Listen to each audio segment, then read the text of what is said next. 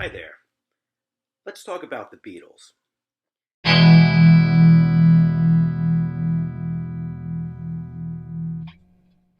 One of the things I absolutely love about the Beatles is their incredible progression from their first single in 1962 until their final album released in 1970. This got me thinking, what would it have been like if you were an original fan in the UK in the 1960s who started collecting Beatles music from that very first single in 1962, Love Me Do? What would you have needed to basically have been a completist in real time? Let's explore that. The Beatles' core catalog is made up of 217 songs. Easy enough. Today, if you were to buy the Beatles' original studio recordings box set or the mono box set along with a couple of additional CDs, you have all 217 songs from the core catalog. In real time in the 60s, this was a little more complicated. This is what it would have taken to get all 217 songs in the Beatles' core catalog. 12 UK studio albums, 2 UK EPs of exclusive material, 17 UK singles of exclusive material, 15 A-sides and 15 B-sides, not necessarily on the same single, 1 German language single, A and B side of German language version songs, 1 exclusive track on a compilation album, and 1 exclusive track on a charity album. So, following the release of the Beatles albums on CD in the late 80s, a couple of box sets were released to accompany those. This was the EP collection, which gathered all of the UK EPs that the Beatles had released. And this was a singles collection that gathered all of the UK singles. I'm going to be using these box sets as examples of the singles and EPs that have exclusive material. However, most of the singles did not have picture covers. They were just basic labels on the 45 sleeves. So, fellow time travelers, at this time, sit back, relax, and let's explore what you would have gotten as an original Beatles fan.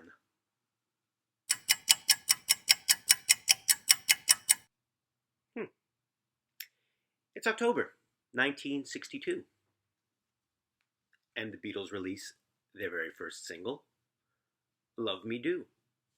This is the version with Ringo on drums and will not be available anywhere else within our time frame.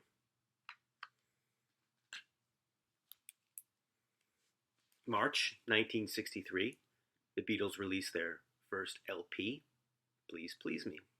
This also features Love Me Do, however it's a different version with session drummer Andy White on drums. April 1963, the Beatles release From Me to You. Both the A side and the B side Thank You Girl are exclusive to this single. August 1963, She Loves You, backed with I'll Get You, both exclusive to this single. It's followed up by their second LP with the Beatles from November of 1963.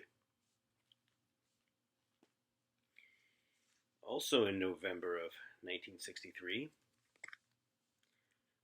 I Want to Hold Your Hand and This Boy, 2 more exclusive songs only available on this single. Going outside of the UK for a moment, March of 1964 saw this German language version of I Want to Hold Your Hand, backed with She Loves You. These songs would not be available anywhere else within our time frame. From June 1964, the Beatles' Long Tall Sally, featuring the title track, I Call Your Name, Slow Down, and Matchbox. These songs were only available on this EP back in June of 1964 and within our time frame. In July of 1964, the Beatles release A Hard Day's Night with soundtrack songs from their motion picture.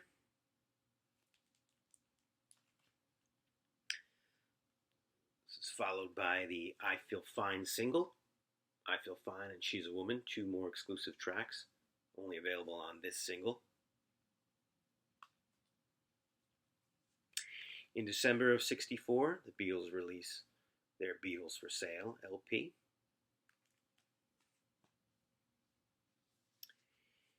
In April of '65, the Beatles release Ticket to Ride as a single. Ticket to Ride was already available. However, the B-side, Yes It Is exclusive to this single.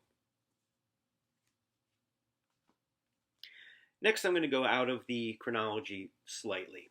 In the US, the Beatles released an album called Beatles 6. This contained an exclusive track called Bad Boy. This was available in 1965. In the US, the song Bad Boy would not be released until later in the UK, and it would be featured on the album Oldies. So I'm slightly putting this out of order, but in the chronology, this song just seems to fit so much better in with the collection of songs as we go if we're doing a natural progression.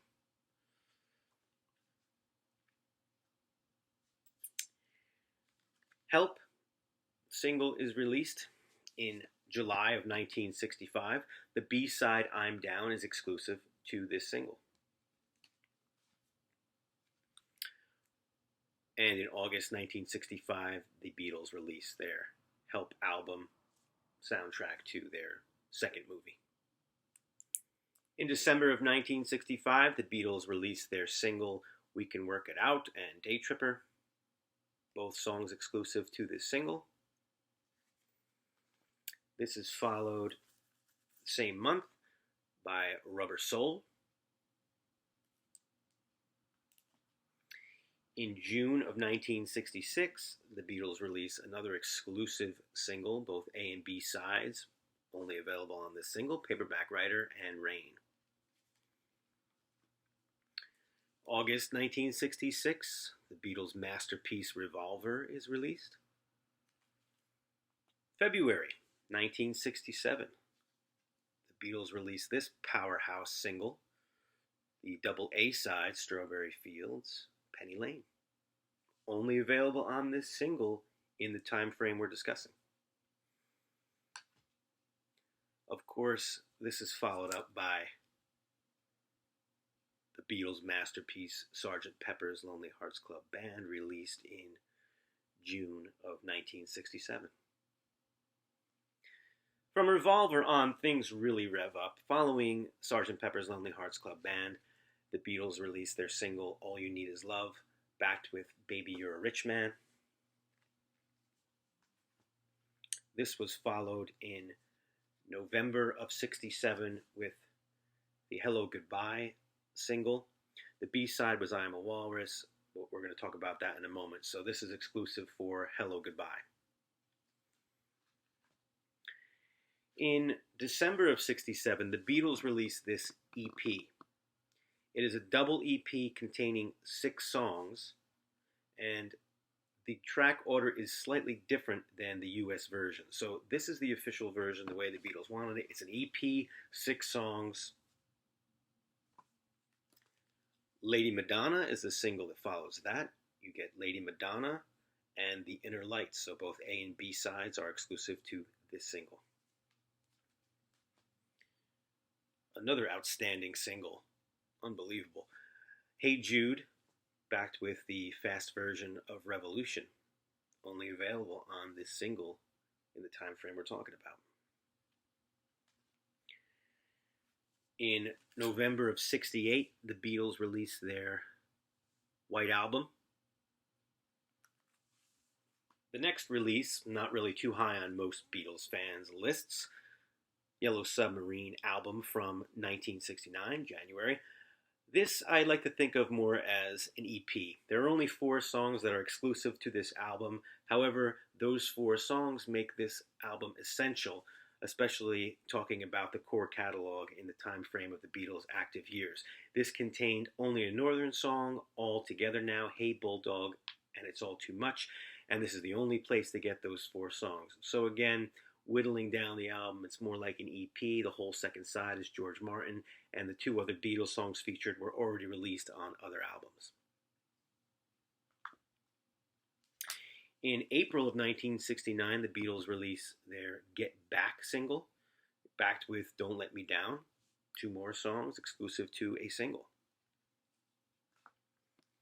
This is followed up in May of '69 by The Ballad of John and Yoko, backed with Old Brown Shoe, two more exclusive songs featured on the single.